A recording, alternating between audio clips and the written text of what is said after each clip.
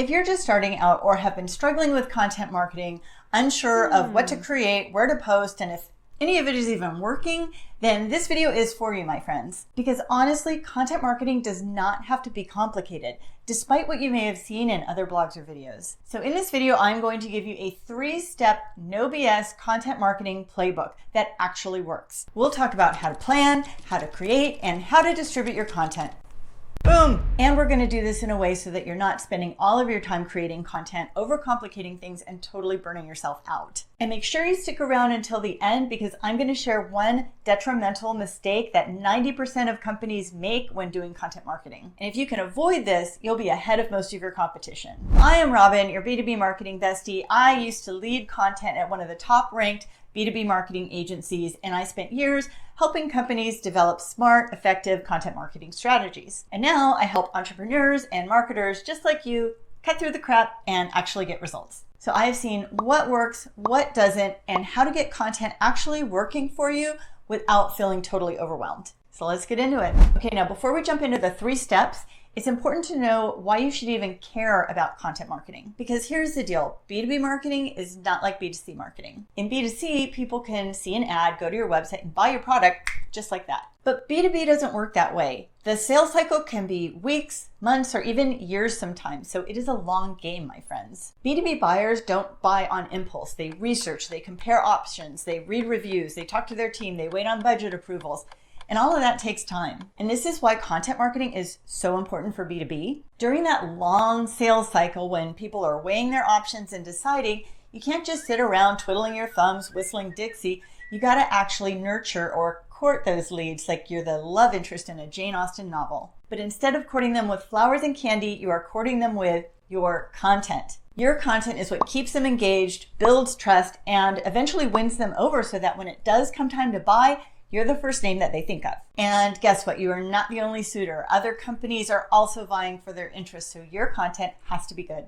But here's the key. Content marketing is not about selling, at least not directly. Instead, you want to provide actually helpful content that makes their lives easier or helps them save time or helps them make more money. And then if they think your content is actually helpful, they will start to trust you. And then when the time comes, they will say yes and buy from you. And that brings us to my 3-step content marketing playbook. So I've got a 3-step system for you that focuses on simplicity and doability. Step 1 is planning. Set your goals and create a strategy. And here's a secret. The reason that most B2B companies fail at content marketing is because they just wing it. They just publish a bunch of random blogs, post to LinkedIn, and then hope for the best. Then it doesn't work and they think content marketing is bogus. But it's not. You just didn't do it right. So before you create anything, you need to set clear goals and create a plan. Ask yourself, what is the goal of my content? Is it to attract new leads, nurture existing ones, improve SEO? And then also, who is my audience? What are their pain points? What do they need help with? And then ask what type of content is best going to meet that goal. So here's a list of some of the possible goals for your content that you can save or screenshot, and this is going to help you when planning. Attracting new leads through organic traffic. Attracting new leads through paid ads, increasing brand awareness, increasing website engagement, encouraging social media sharing and engagement, nurturing leads already in your pipeline, and then upselling or retaining current clients. So for example, if you want to attract organic traffic, then you want to create a set of SEO-focused blog posts that are optimized with your target keywords and answer industry questions. And if your goal is to nurture leads, then you may want to focus on email newsletters or webinars or case studies to keep your audience engaged. Just remember that your content should always have a purpose. So if you don't know why you're creating something, then just don't create it. And this is where most people fail. They don't plan ahead. So a content calendar is your best friend. After me, because I'm your B2B marketing bestie. So you want to plan for about 6 months worth of content so you can stay consistent and you don't just scramble at the last minute like a crazy person. And be sure to check out my video where I actually create a content calendar from scratch and you can steal my template. I will link to it below and up here. Now, step 2 is creating. Make content that solves your audience's problems. Now that you have a plan, it is time to create. And a lot of people don't grasp this concept, so listen up. Your content should not be about you, okay? The thing is, people don't care about your company or your products or services.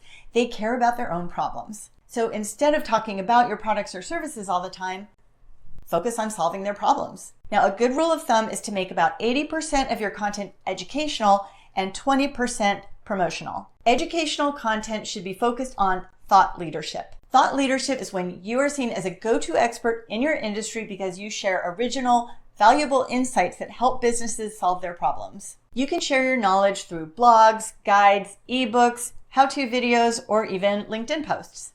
And then promotional content is when you actually talk about your products or services. But this is for when leads are closer to actually buying, so you can create product demos or case studies or testimonials. So here's a list of some of the types of content you can create, and you can, again, screenshot this or save it, or I have a Google Doc as well that you can just download, so I'll link that below. Okay, now we need to have a conversation about AI. Now, I know it's tempting to just tell ChatGPT to create a 1,000-word blog post on some trending topic in your industry. But what you're gonna get is bleh. AI can be a great tool for brainstorming, but it can't create thought leadership for you.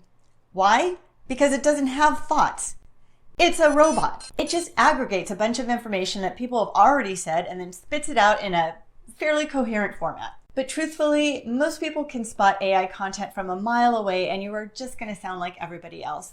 And that is not gonna get you engagement or leads. And people these days are actually craving authentic content because frankly, they're sick and tired of bland AI content and they just don't trust it. In a recent study, 71% of consumers said that they worry about not being able to trust what they see or hear because of AI. So if you want to stand out, you need to inject your own experiences, stories, and opinions.